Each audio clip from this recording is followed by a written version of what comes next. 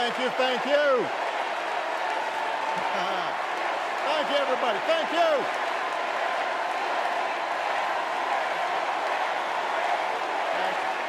Thank you. All right. That's enough. Thank you. Chicago, it's good to be home. It is good to be home, and I don't know about you, but I'm feeling fired up.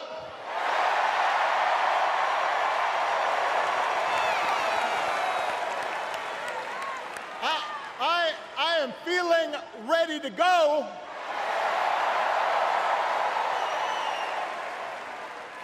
Even if I am the only person stupid enough to speak after Michelle Obama.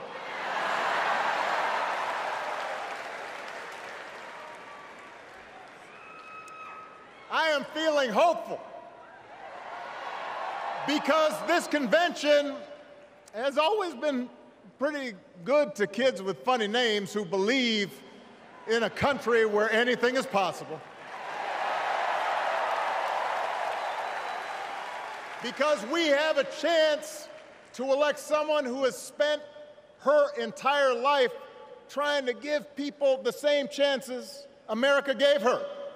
Someone who sees you and hears you and will get up every single day and fight for you. The next president of the United States of America, Kamala Harris.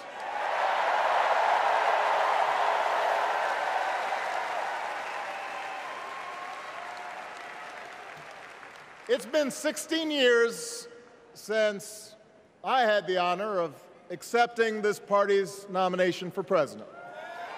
And I know that's hard to believe because I have not aged a bit. But it's true. And looking back, I can say without question that my first big decision as your nominee turned out to be one of my best. And that was asking Joe Biden to serve by my side as vice president.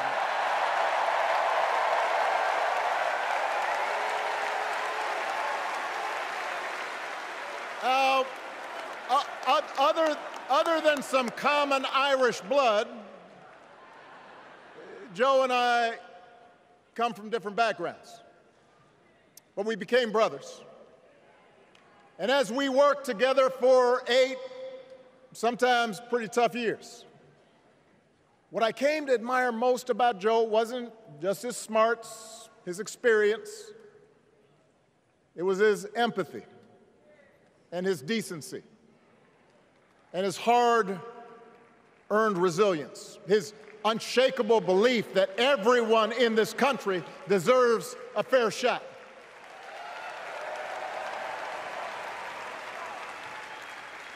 And over the last 4 years, those are the values America has needed most.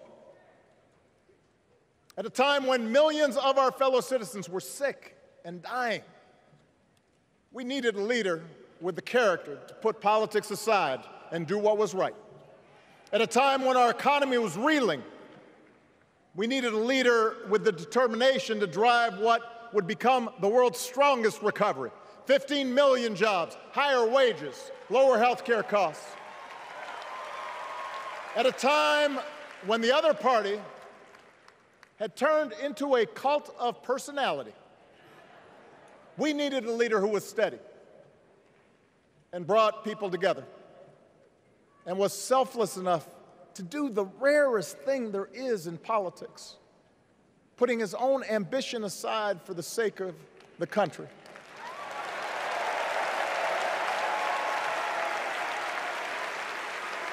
History will remember Joe Biden as an outstanding president who defended democracy at a moment of great danger. And I am proud to call him my president, but I am even prouder to call him my friend.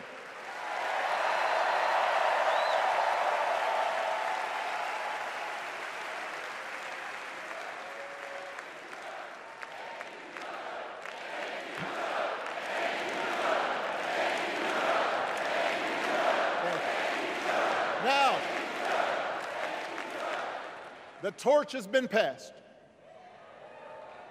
Now it is up to all of us to fight for the America we believe in. And make no mistake, it will be a fight. For all the incredible energy we've been able to generate over the last few weeks, for all the rallies and the memes, this will still be a tight race in a closely divided country. A country where too many Americans are still struggling, where a lot of Americans don't believe government can help. And as we gather here tonight, the people who will decide this election are asking a very simple question. Who will fight for me? Who's thinking about my future, about my children's future, about our future together? One thing is for certain, Donald Trump is not losing sleep over that question.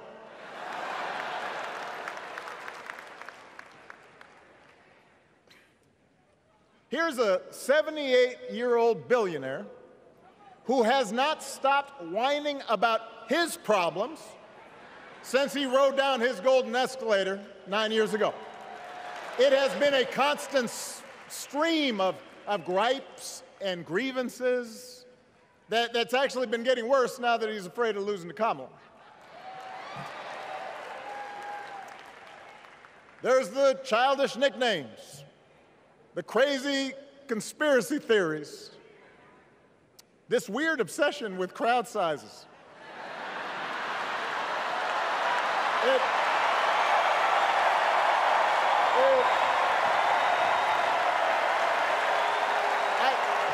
It just goes on and on and on. The other day I heard someone compare Trump to the neighbor who keeps running his leaf blower outside your window every minute of every day.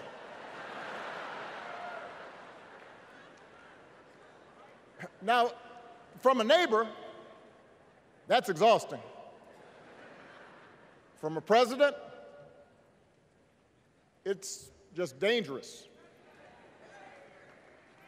The truth is, Donald Trump sees power as nothing more than it means to his ends.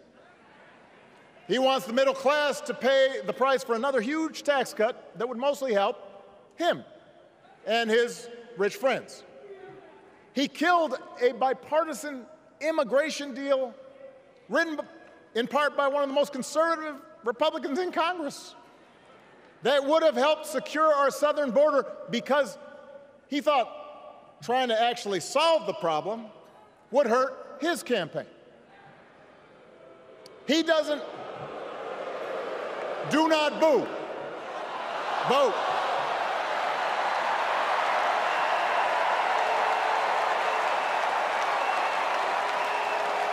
He doesn't seem to care if more women lose their reproductive freedom since it won't affect his life.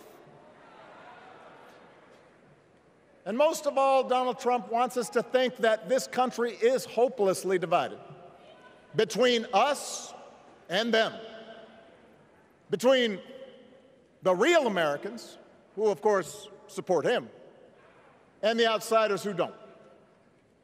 And he wants you to think that you'll be richer and safer if you will just give him the power to put those other people back in their place. It is one of the oldest tricks in politics from a guy whose act has, let's face it, gotten pretty stale.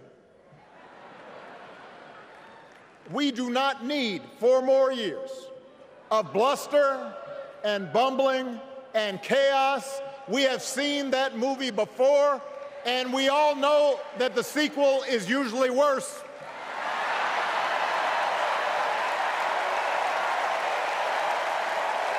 America's ready for a new chapter. America's ready for a better story. We are ready for a President Kamala Harris.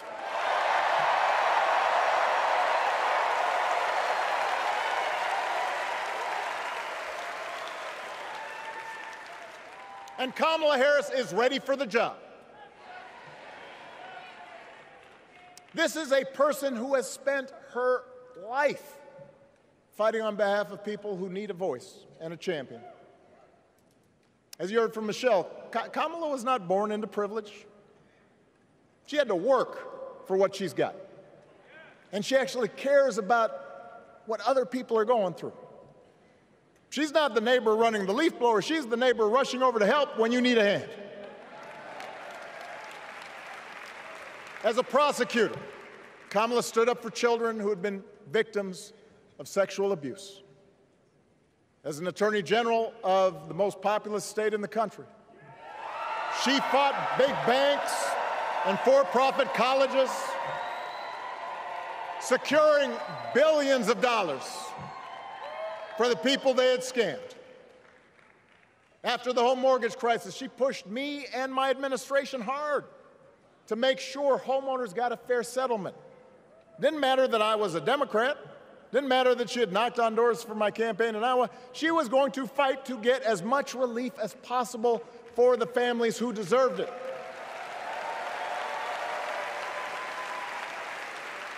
As vice president, she helped take on the drug companies to cap the cost of insulin, lower the cost of health care, give families with kids a tax cut. And she is running for president with real plans to lower costs even more and protect Medicare and Medicaid and sign a law to guarantee every woman's right to make her own health care decisions.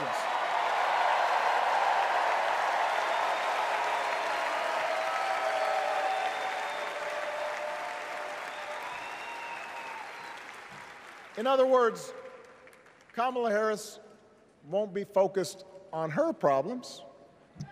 She'll be focused on yours.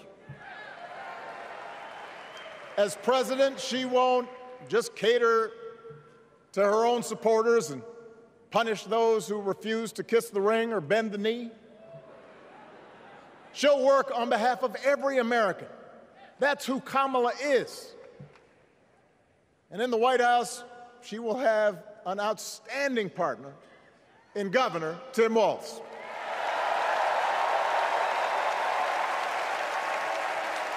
Let me tell you something. Let me tell you something. I love this guy. Tim is the kind of person who should be in politics. Born in a small town, served his country, taught kids, coached football, took care of his neighbors. He knows who he is, and he knows what's important. You can tell those flannel shirts he wears don't come from some political consultant. They come from his closet, and they have been through some stuff.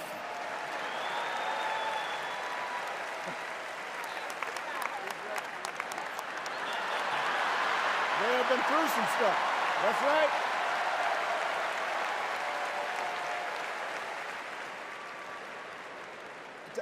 Together, Kamala and Tim have kept faith with America's central story. A story that says we are all created equal. All of us endowed with certain inalienable rights, that everyone deserves a chance, that even when we don't agree with each other, we can find a way to live with each other. That's Kamala's vision. That's Tim's vision. That's the Democratic Party's vision. And our job over the next 11 weeks is to convince as many people as possible to vote for that vision. Now, it won't be easy. The other side knows it's easier to play on people's fears and cynicism, always has been.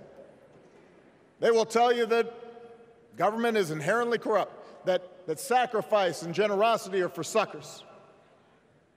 And since the game is rigged, it's okay to take what you want and just look after your own. That's the easy path. We have a different task. Our job is to convince people that democracy can actually deliver. And in doing that, we can't just point to what we've already accomplished. We can't just rely on the ideas of the past. We need to chart a new way forward to meet the challenges of today. And Kamala understands this. She knows, for example, that if we want to make it easier for more young people to buy a home, we need to build more units and clear away some of the outdated laws and regulations that made it harder to build homes for working people in this country. That is a priority, and she's put out a bold new plan to do just that.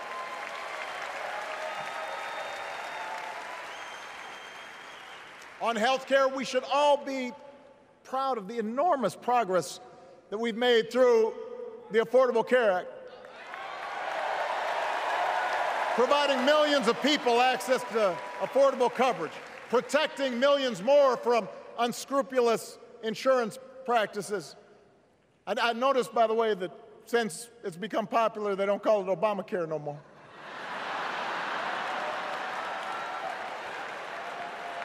But Kamala knows we can't stop there, which is why she'll keep working to limit out-of-pocket costs.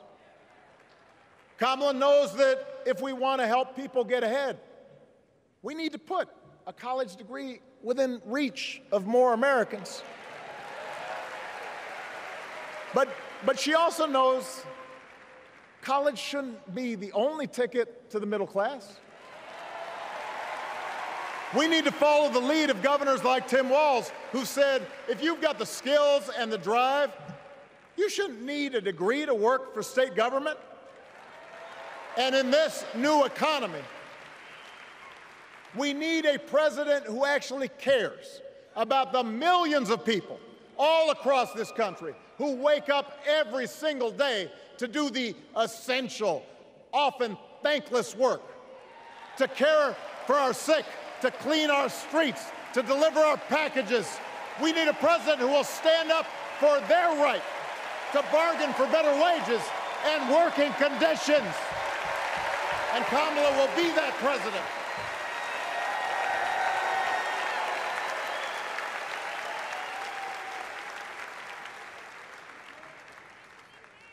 Yes, she can.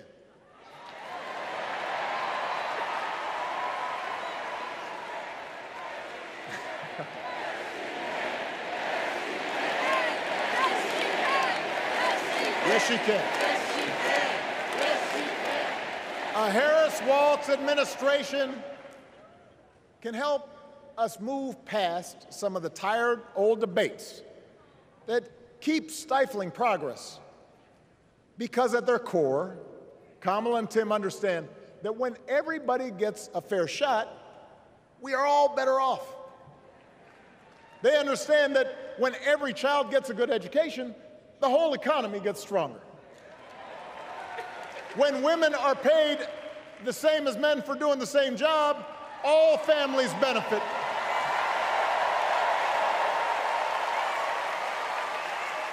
They understand that we can secure our borders without tearing kids away from their parents, just like we can keep our streets safe while also building trust between law enforcement and the communities they serve and eliminating bias.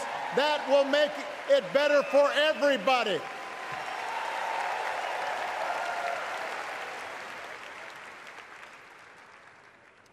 Donald Trump and his well-heeled donors, they don't see the world that way.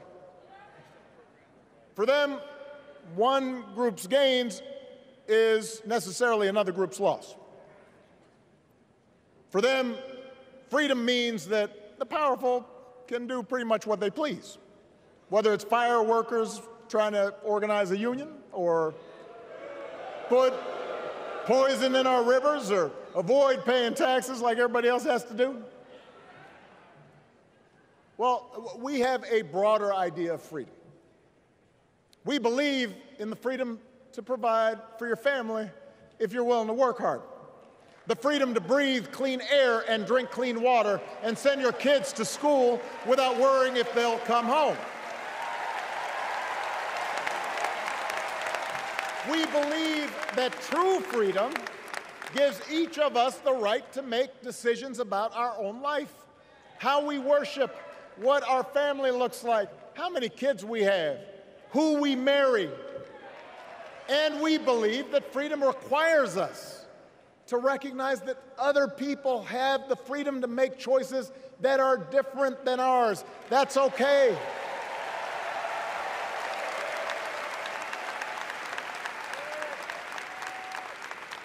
That's the America Kamala Harris and Tim Walz believe in. An America where we, the people, includes everyone. Because that's the only way this American experiment works. And despite what our politics might suggest, I think most Americans understand that. Democracy isn't just a bunch of abstract principles and dusty laws in some book somewhere. It's the values we live by. It's the way we treat each other, including those who don't look like us, or pray like us, or see the world exactly like we do.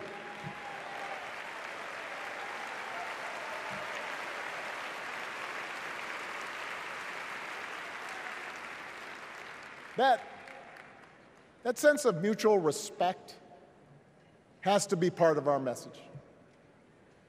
Our politics have become so polarized these days that all of us across the political spectrum seem so quick to assume the worst in others, unless they agree with us on every single issue.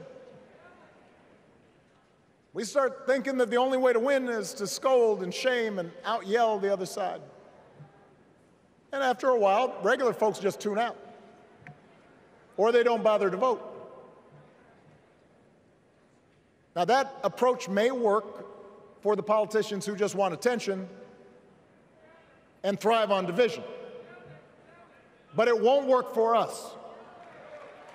To make progress on the things we care about, the things that really affect people's lives, we need to remember that we've all got our blind spots and contradictions and prejudices, and that if we want to win over those who aren't yet ready to support our candidates, we need to listen to their concerns and maybe learn something in the process.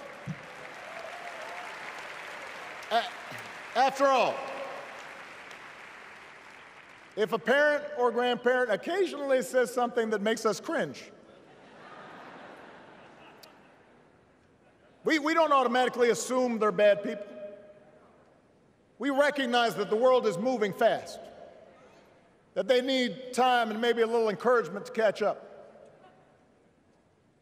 Our fellow citizens deserve the same grace we hope they'll extend to us.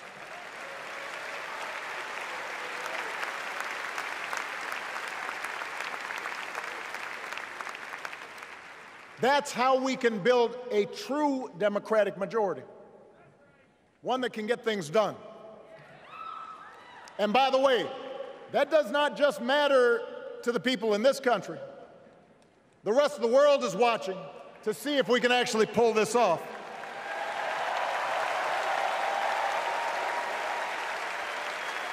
No nation, no society has ever tried to build a democracy as big and as diverse as ours before. One that includes people that over decades have come from every corner of the globe. One where our allegiances and our community are defined not by race or blood, but by a common creed. And that's why when we uphold our values, the world's a little brighter. When we don't, the world's a little dimmer, and dictators and autocrats feel emboldened. And over time, we become less safe. We shouldn't be the world's policemen, and we can't eradicate every cruelty and injustice in the world. But America can be and must be a force for good, discouraging conflict, fighting disease, promoting human rights, protecting the planet from climate change, defending freedom, brokering peace. That's what Kamala Harris believes, and so do most Americans.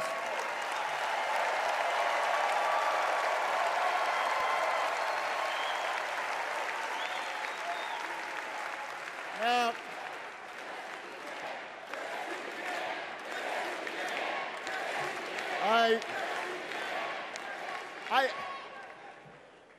I know these ideas can feel pretty naive right now.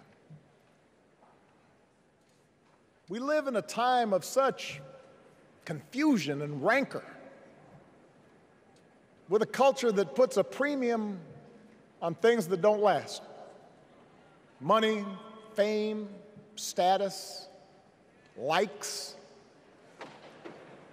We chase the approval of strangers on our phones. We build all manner of walls and fences around ourselves, and then we wonder why we feel so alone.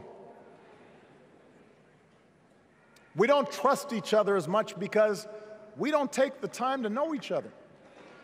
And in that space between us, politicians and algorithms teach us to caricature each other and troll each other and fear each other. But here's the good news, Chicago. All across America, in big cities and small towns, away from all the noise, the ties that bind us together are still there. We still coach Little League and look out for our elderly neighbors. We still feed the hungry in churches and mosques and synagogues and temples. We share the same pride when our Olympic athletes compete for the gold. Because the vast majority of us do not want to live in a country that's bitter and divided. We want something better. We want to be better. And the joy and the excitement that we're seeing around this campaign tells us we're not alone. You know, I've spent a lot of time thinking about these past few months because, as Michelle mentioned, this summer we lost her mom, Ms. Marion Robinson. And I don't know that anybody has ever loved their mother-in-law any more than I love mine. Mostly it's because she was funny and wise and the least pretentious person I knew. That, and she always defended me with Michelle when I messed up. I'd hide behind her.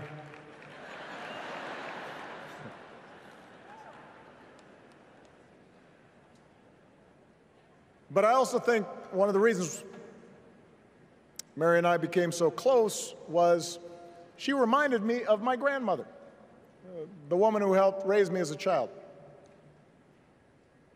And on the surface, the two of them did not have a lot in common. One was a black woman from right here, south side of Chicago, right down the way. Went to Englewood High School. The other was a little old white lady born in a tiny town called Peru, Kansas. Now, I know there aren't that many people from Peru.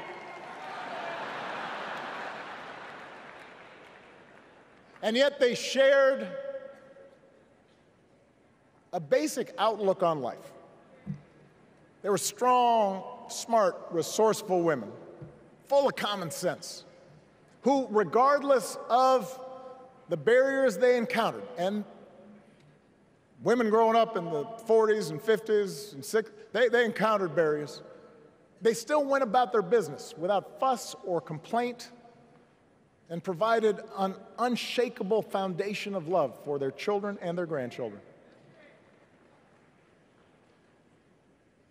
In that sense, they both represented an entire generation of working people who, through war and depression, discrimination and limited opportunity, helped build this country. A lot of them toiled every day at jobs that were often too small for them and didn't pay a lot. They willingly went without just to keep a roof over their families' heads, just to give their children something better. But they knew what was true. They knew what mattered. Things like honesty and integrity, kindness and hard work. They weren't impressed with braggarts or bullies. They didn't think putting other people down lifted you up or made you strong. They didn't spend a lot of time obsessing about what they didn't have. Instead, they appreciated what they did. They found pleasure in simple things. A card game with friends, a good meal, and laughter around the kitchen table. Helping others. And most of all, seeing their children do things and go places that they would have never imagined for themselves.